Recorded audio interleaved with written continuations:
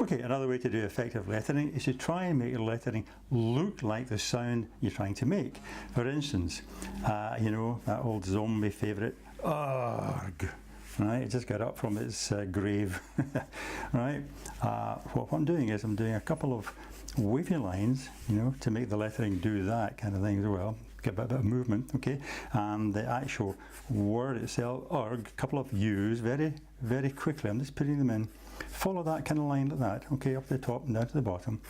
The big quick R in there, G, H comes in there, and then exclamation mark at the end. So there's roughly how it looks. But of course, you want to make it look like the word arg and give it a kind of a sort of slimy, drippy look about it. And that's what you do.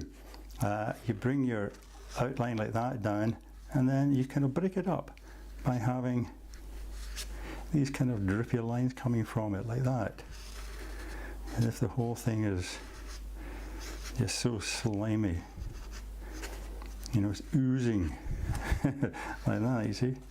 Another wee kind of line coming in there, make the line slightly wobbly, as if the whole thing is so clammy and slimy that it's just dripping all over the place. You see, you break up the lines, bring that around there. You can even draw a wee bit coming off the end like that.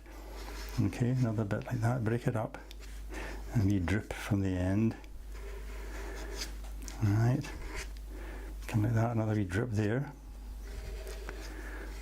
Coming round, we drip off the end there. Okay, the G, wobbly line, remember, the drips coming in like that.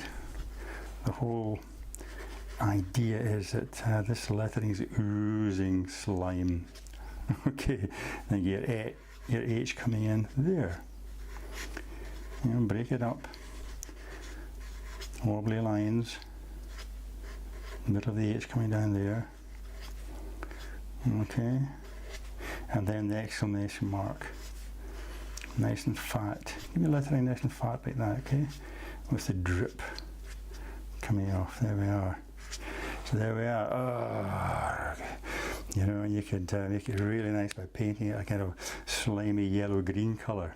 Okay, so hope to see you again. In the meantime, all the best and happy drawing.